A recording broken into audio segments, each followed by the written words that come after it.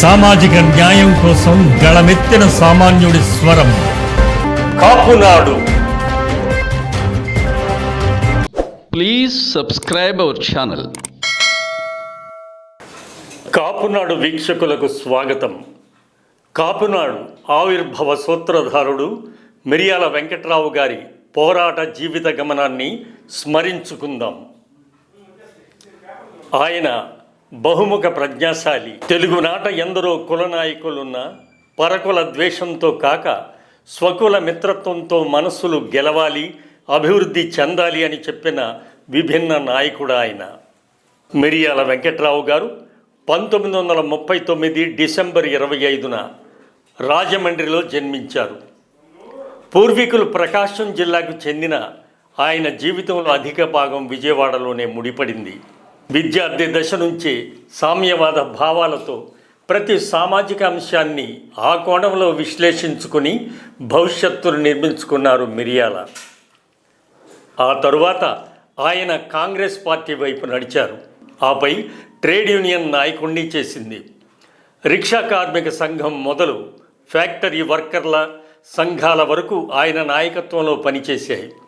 జక్కంపూడి, ఉండవల్లి, గొల్లపల్లి సూర్యారావు, హర్షకుమార్ వంటి నాయకులు ఆయన అనుచరులుగా ఉన్నారు. జయాంధ్ర ఉద్యమంలో పీడీ యాక్ట్ కింద నిర్బంధానికి గురై జైలుకు కూడా వెళ్ళారు.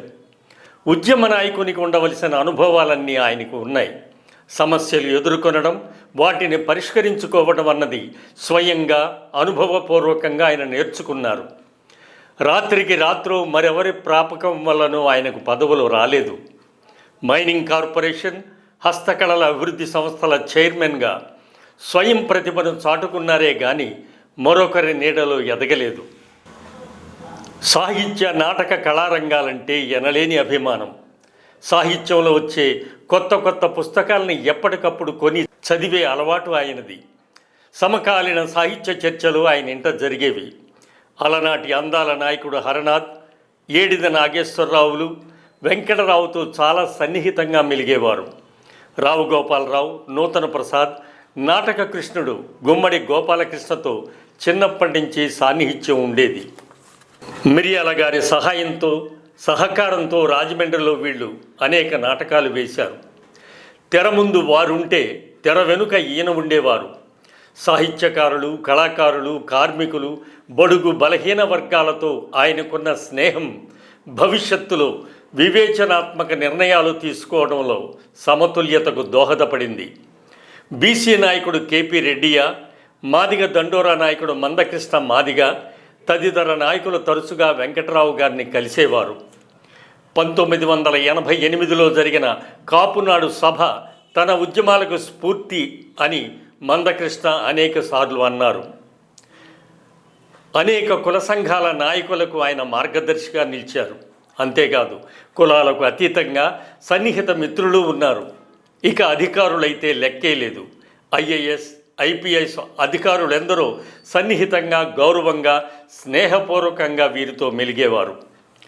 పండు పక్వానికి వస్తే అన్న చందంగా అనేక సంవత్సరాలుగా దోపిడీకి గురయ్యే కాపు కులస్తుడికి ప్రతినిధిగా ఆలోచనలు మొదలయ్యాక జనాభాలో 27% ఉన్న కాపులకు రాజ్యాధికారంలో 2% కూడా దక్కటం లేదని ఆయన గ్రహించారు.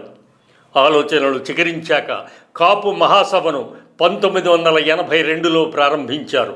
ఆకుల శివయ్య నాయుడు, ఎంహెచ్ రావు, బి గోపాలకృష్ణ, చిలంకుర్తి అంబులు ఆయనకు వెన్నుదన్నుగా నిలిచారు. రాజకీయ, ఆర్థిక, నటనా రంగాల్లో వారసుల్ని తేవడం, డబ్బు సంపాదించి రియల్ ఎస్టేట్, ఇతర వ్యాపారాల్లో పెట్టుబడి పెట్టడం, తిరిగి ఆ డబ్బుతో రాజకీయ పార్టీలను కొనుగోలు చేసి అభివృద్ధి చెందుతున్న కులాలను ఆయన చూశారు.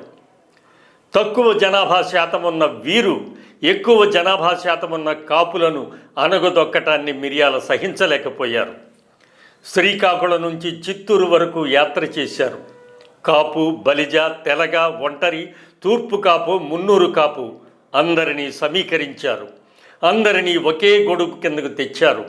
కృష్ణానదీ తీరంలో 15 లక్షల మంది కాపులతో జరిగిన కాపునాడు మహాసభ తెలుగునాట ప్రభుత్వాలనే మార్చేసింది. అదే ఏడాదిలో జరిగిన వంగవీటి మోహనరంగ అత్యోదంతం కాపుల రక్తాన్ని మరిగించింది. కాపులు చాచికొట్టిన దెబ్బకు అప్పటి ప్రభుత్వం చావు దెబ్బతింది. కాపుల సత్తాను తెలుసుకుంది.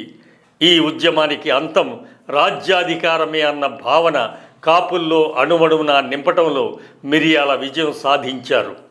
ఆ విత్తనమే చెట్టై నేటి ప్రభుత్వంలో కాపు స్థానాన్ని పదిలపరిచింది అని నిస్సందేహంగా చెప్పవచ్చు. అప్పటికి కాపుల అక్షరాస్యత 5% దాటలేదు అన్న విషయం ఆయన్ని ఎప్పుడూ బాధించేది. కుల పెద్దలతో అనేక వందల మందికి స్కాలర్షిప్పులు ఇప్పించేవారు. చదువులకు ఆర్థిక సహాయం చేసేలా ప్రోత్సహించారు. అనేక కళ్యాణ మండపాలు వీరి నేతృత్వంలో రూపుదిద్దుకున్నాయి.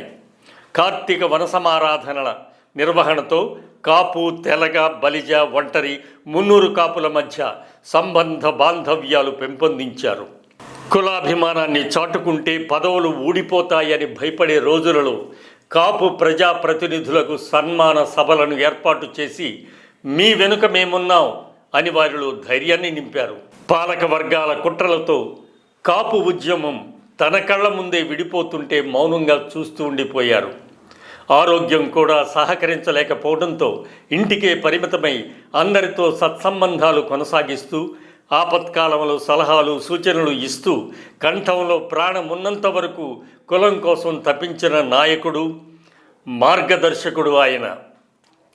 సుదీర్ఘ కాపు చరిత్రలో మిరియాల వెంకట్రావు కాపు ఉద్యమం ఒక ప్రత్యేక అధ్యాయం, ఒక సువర్ణ అధ్యాయం. ఒక రాధ, ఒక రంగ, ఒక మిరియాల కాపు భవిష్యత్తుకు వీరితో పాటు మరికొంతమంది మార్గదర్శకులు మనకున్నారు. కొత్తగా ఎన్ని పవర్లు పుట్టుకొచ్చినా వీరిని విస్మరిస్తే తాత్కాలికంగా వెలగవచ్చేమో కానీ దీర్ఘకాలంలో కాపులు వారిని విస్మరించే ప్రమాదం ఉంటుంది. మేము అన్నింటికీ అతీతం అంటూ కాపులను ఓటు బ్యాంకుగా మార్చుకోవడానికి చేసే ప్రయత్నాలు అర్థం చేసుకోలేనంత అమాయకులైతే కాదు కాపులు. ముందు తరం త్యాగాలను మనం స్మరించుకుంటూ నడత మార్చుకుంటేనే భావి నాయకులకు భవిష్యత్. మిరియాల వెంకట్రావు గారు మన కోసమే జన్మించారు. ఇది కాపుల అదృష్టమనే చెప్పాలి. ఆర్థికంగా ఎన్ని అవాంతరాలు వచ్చినా ఉద్యమాన్ని నడిపించడంపైనే ఆయన దృష్టి పెట్టేవారు. కార్యక్రమం చేపడితే ఆగేవారు కాదు. ఎవరిని పల్లెత్తు మాట అన్న సందర్భం కూడా లేదు.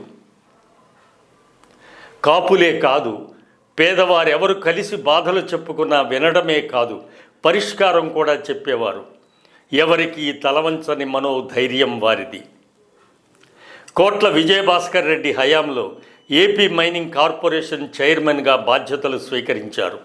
చాలామంది పెద్దలు ఒప్పిస్తే కానీ ఆయన పదవి తీసుకోలేదు. పదవి అంటే ఆయనకు తృణప్రాయమనే చెప్పాలి. పదవులు తీసుకుంటే ఆర్థికంగా బలపడేవారేమో కానీ డబ్బుకు దూరంగా ఉండేవారు. స్వార్థం తెలియదు. నా కుటుంబమే బాగుండాలనే ఆలోచనే లేని మహానాయకుడైన. 1988 విజయవాడలో జరిగిన కాపునాడు మహాసభ విజయవంతం కావడంలో మిరియాల వారు శక్తి వంచన లేకుండా కృషి చేశారు. కాపు సమాజం ఆయన జీవితాన్ని ఆదర్శంగా తీసుకొని కులం అభివృద్ధి కోసం కృషి చేయాలి. తెలుగునాట కాపు, తెలగ, బలిజ, ఒంటరి ఒకే వేదికపైకి వచ్చి సంఘటితం కావడానికి సమైక్య శంఖారావం పూరించిన ఆద్యులు శ్రీ మిరియాల వెంకటరావు గారు. భావ చైతన్యంతో, భావ సారూప్యతతో కాపులు ఉద్యమించటానికి బలమైన పునాది వేసిన వ్యక్తి. కాపునాడు ఆవిర్భావం, పూర్వాపరాలు, ప్రస్తుత పరిస్థితులు, కాపులను వెనుకబడిన తరగతిలో చేర్చేందుకు ఆయన చేసిన కృషి అనితర సాధ్యం, ఆచరణీయం.